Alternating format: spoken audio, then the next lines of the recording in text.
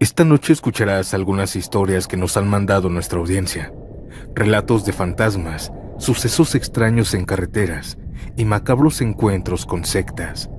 Así que apaga la luz, ponte cómodo y si estás en tu hora laboral, déjame acompañarte en este viaje a lo desconocido. Mi nombre es Santiago y comencemos con la primera historia que nos manda Casey Beltrán.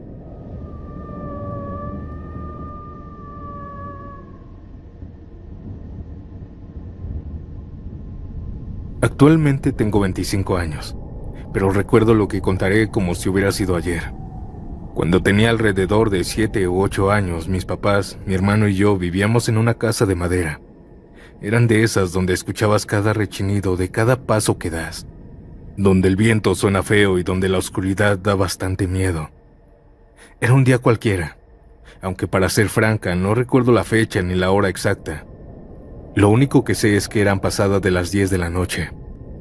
Mi hermano, que tenía apenas 2 años, estaba dormido en el cuarto de mis padres, y yo me encontraba acostada en mi cuarto, esperando a que el sueño me venciera. Después de un rato comencé a quedarme dormida tranquilamente, hasta que los escuché. Eran pasos. Alguien estaba en la cocina y de pronto escuché claramente cómo corrían hacia mi cuarto, que por desgracia no tenía puerta. Al escuchar estos pasos, el miedo me paralizó. Recuerdo cómo me tapé con las cobijas hasta la cabeza, como si éstas pudieran protegerme de lo que estaba allí. En ese momento sentí como algo se subía a mi cama lentamente hasta recargarse sobre mis pies. Yo no sabía qué hacer. Recordé que me habían dicho que cuando sienta que algo malo está pasando, debía comenzar a rezar y así lo hice. Pero en el momento ni siquiera recordaba bien el Padre Nuestro. Lo recité todo mal, fuera de orden, pero aún así pensé que ya estaba a salvo. Pero de pronto aquello que estaba en mi cama comenzó a avanzar hasta llegar a mi estómago, y entonces se me empezó a dificultar la respiración. Dejé de rezar y reuní fuerzas para ver qué era. Me destapé la cabeza y levanté mis pies con fuerza, pero nada cayó al piso. No se escuchó que corrieran ni que se movieran.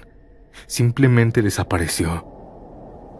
Encendí la luz de mi cuarto y no había nada, ni un solo rastro de lo que se me había subido encima. Estoy segura de que no fue un animal. No había por dónde pudiera entrar. Y además el peso que sentí no era de algo pequeño. Hasta ahora cada vez que cuento esta historia se me enchina la piel y siento un escalofrío en la nuca. Desde aquella noche no puedo dormir ni estar en un cuarto completamente a oscuras. Necesito tener, aunque sea una luz pequeña, encendida.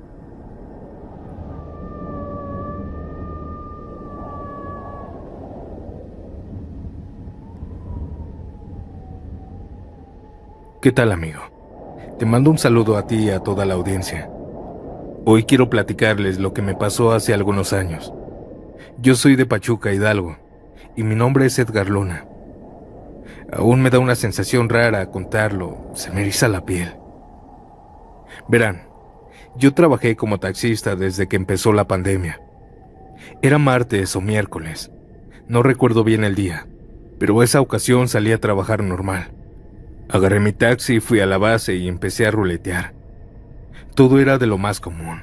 Pasajeros subían y bajaban, pláticas, cobros. Así se hicieron las 11 de la noche.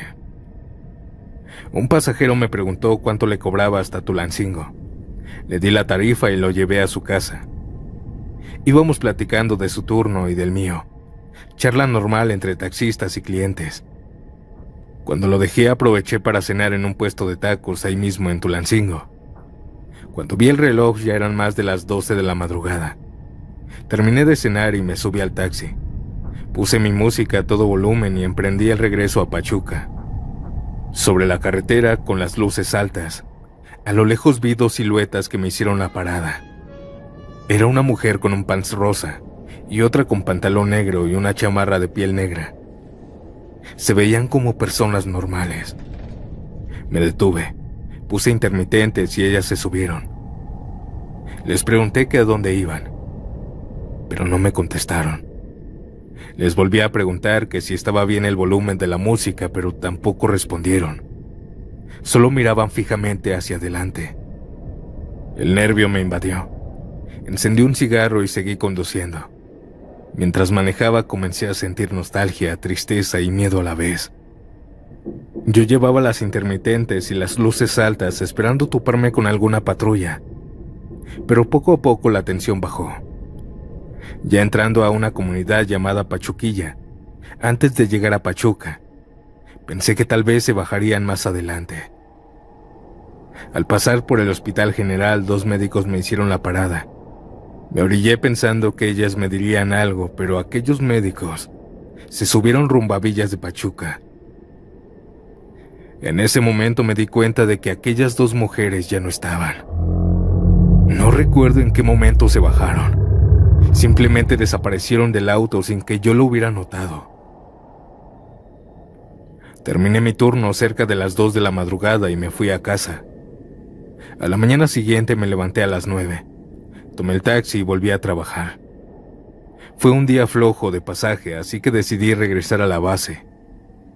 Ahí estaba una muchacha que casi nadie quería llevar porque pagaba menos de lo que normalmente era. Iba rumbo a la carretera Zahuabul. Yo acepté el viaje. Ella se subió, pero mi taxi tardaba en arrancar. Tras varios intentos se encendió y nos fuimos. Ya casi llegando a su domicilio, a unos 2 kilómetros, miré por el retrovisor para preguntarle algo que no había entendido. Y ahí estaban, las 2 mismas mujeres de la madrugada anterior. Estaban sentadas junto a la pasajera, aunque ella se había subido sola. El escalofrío que sentí en ese momento fue indescriptible, pero algo más pasó. En ese momento, unos muchachos alcoholizados venían en sentido contrario y chocaron de frente contra mí. Lo extraño de esta historia es que en aquel asiento trasero del auto que nos impactó, venían esas 2 mismas mujeres, y fueron ellas 2 junto con otro joven, quienes fallecieron en el accidente. Tras el impacto, la pasajera salió con algunos golpes, pero yo estuve unos meses en rehabilitación ya que no pude caminar un mes. Después de eso ya andamos de nuevo. Hoy en día, después de esta experiencia paranormal, extraña, trabajo en una empresa de lácteos y sigo manejando de noche. Solo le pido a Dios no volver a verlas jamás, aunque ya me han pasado 2 o 3 cosas más que después te contaré.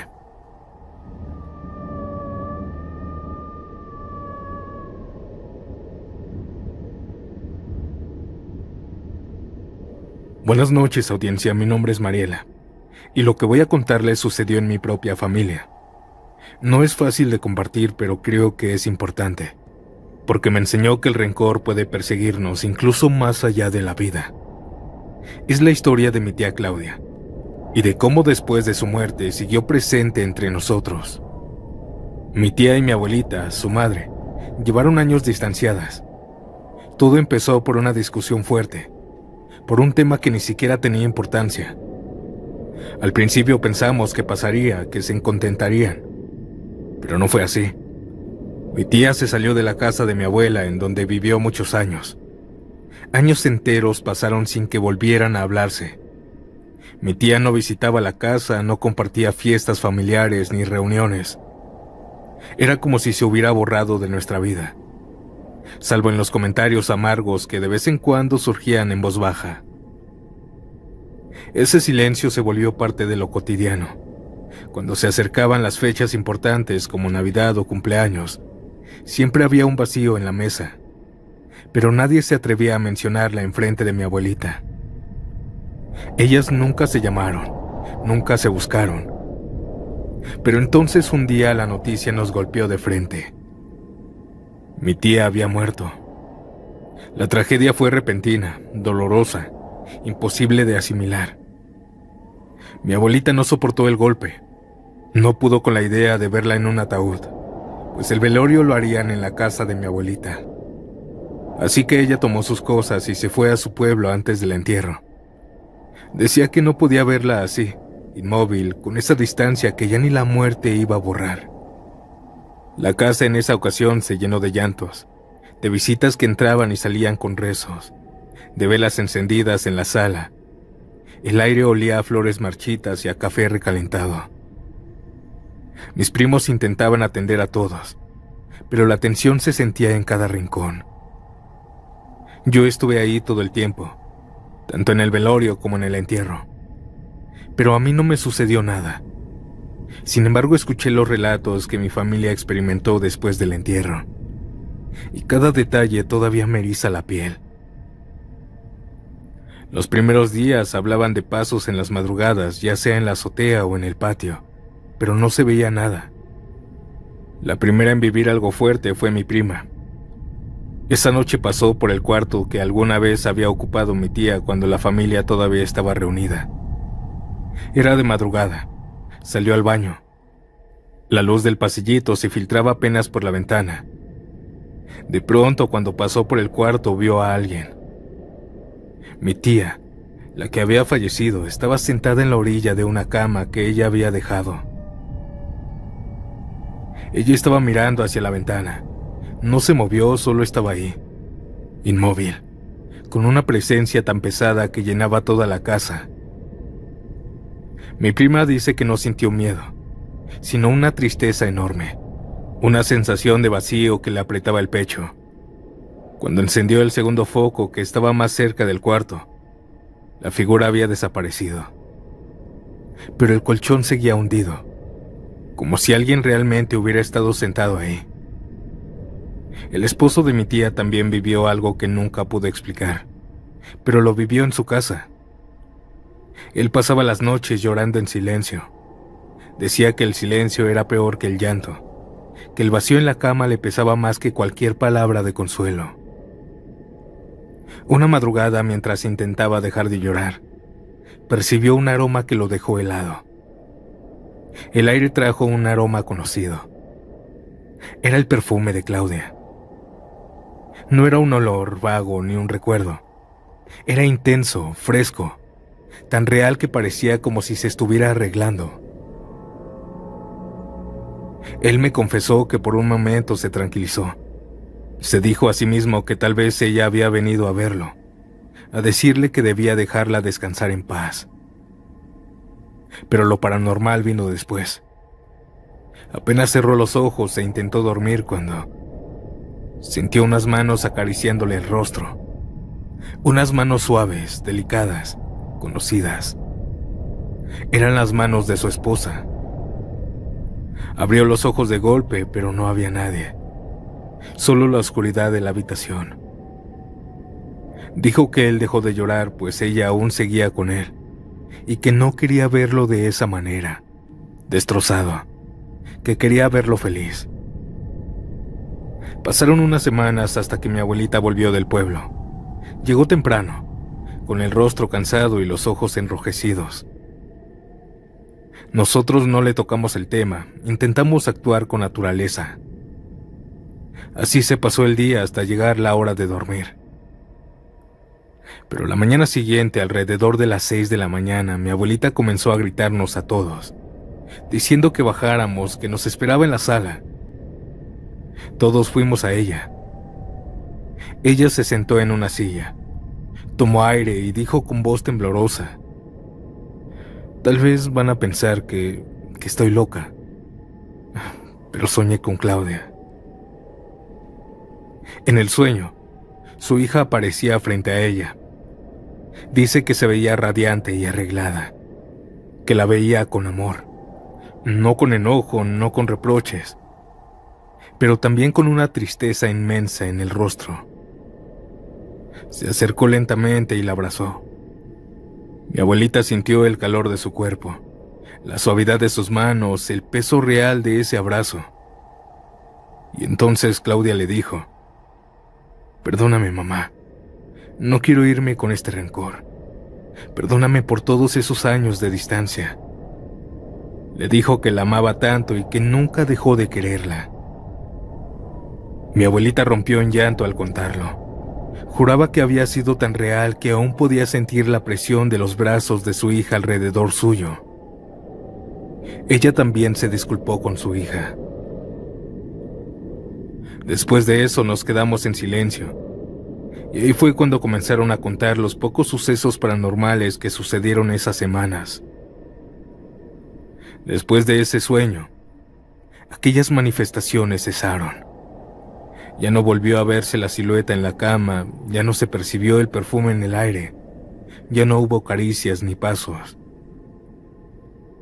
Los testimonios de mi familia me marcaron profundamente. Lo que más me duele es que todo comenzó con una discusión que nunca se resolvió. Una pelea que duró años, hasta que la muerte llegó primero. Quizá por eso mi tía no podía descansar en paz, porque cuando los muertos se van con pendientes, buscan la manera de cerrar aquello que en vida quedó inconcluso. Hoy cada vez que pienso en ella lo hago con tristeza y melancolía, y guardo una lección que no quiero olvidar jamás. Nunca permitas que el orgullo y el rencor nos robe la oportunidad de reconciliarnos con quienes amamos, porque cuando se van, ya puede ser demasiado tarde.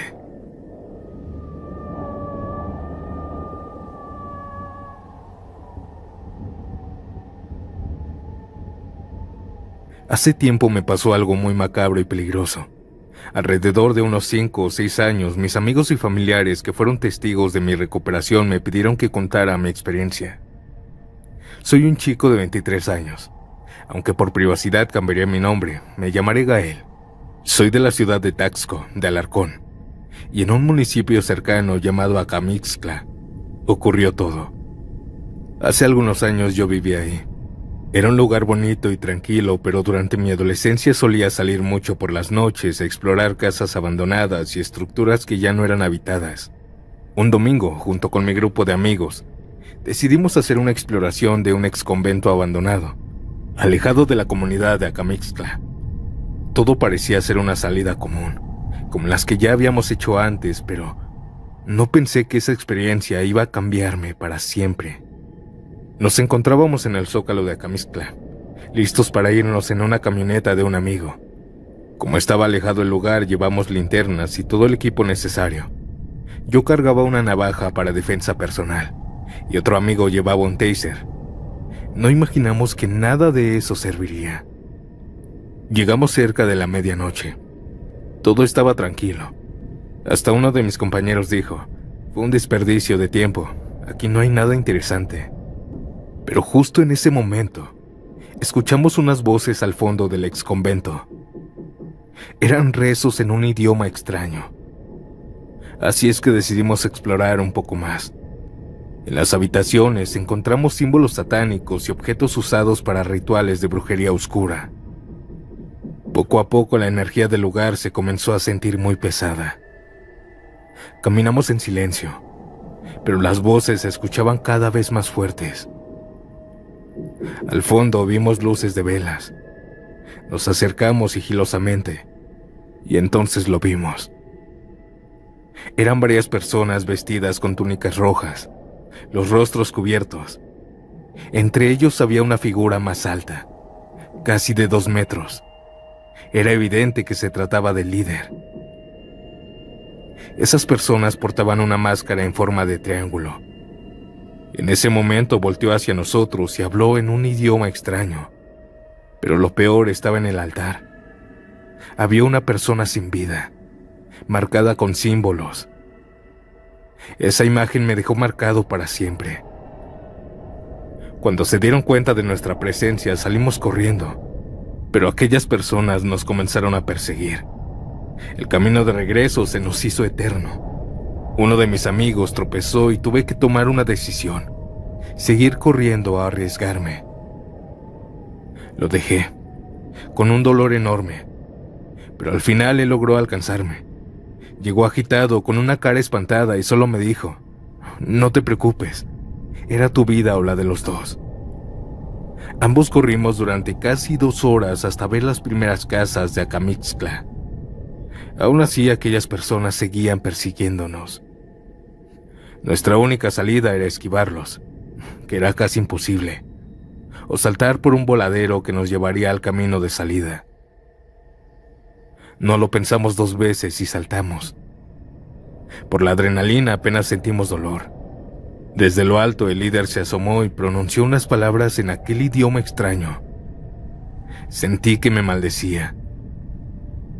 Llegamos a la comunidad sanos y salvos, y unos campesinos nos auxiliaron, nos dieron agua y nos tranquilizaron. Pero lo que nos dijeron nos heló la sangre. Oigan, chavos, ¿no vieron el letrero? En ese lugar pasan cosas muy extrañas. Ha habido desapariciones. Ahí vive una secta satánica muy peligrosa. Cometieron un grave error al entrar por diversión nada más. Al paso de los días empecé a sentirme fatal. Era como si me estuviera desintegrando. Mi madre me llevó con un curandero. Él me hizo una limpia, pero me dijo: híjole, te metiste con las personas equivocadas. Ellos ya no te van a dejar. Te quieren muerto. Solo hay una opción. Debes irte de la comunidad para siempre. No puedes volver a pisar estas tierras. Desde entonces no he regresado a Camixtla. Vivo en Taxco, y aunque paso cerca, nunca me atrevo a entrar de nuevo. No lo hago por miedo, sino por respeto a lo que ocurrió y a lo que podría pasar si regreso. Esta experiencia me dejó una gran reflexión. Desde ese momento dejé de hacer exploraciones tontas, porque sé que hay cosas con las que no se debe jugar, y es algo que nunca se borrará de mi mente.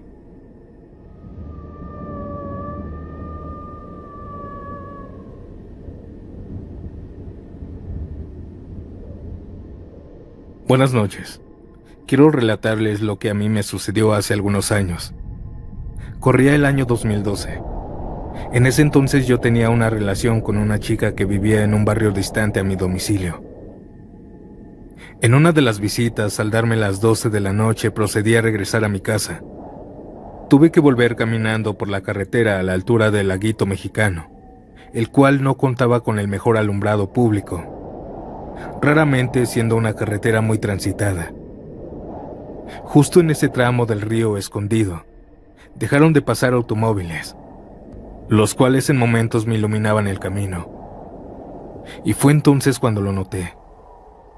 Cuando estaba a oscuras, escuché un ruido en el metal de las lámparas y vi un movimiento inusual en ellas, como si algo se hubiera posado sobre cada una.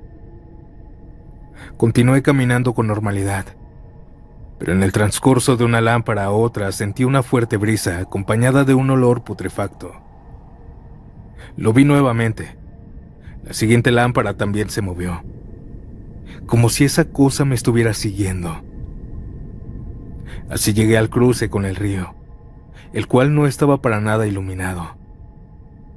No sé qué fue, miedo, instinto o qué sé yo, pero tuve el impulso de correr hasta la siguiente lámpara. En ese tramo totalmente a oscuras, escuché un fuerte aleteo y percibí un olor aún más desagradable. Seguí corriendo hasta llegar a un punto donde había un poco más de iluminación.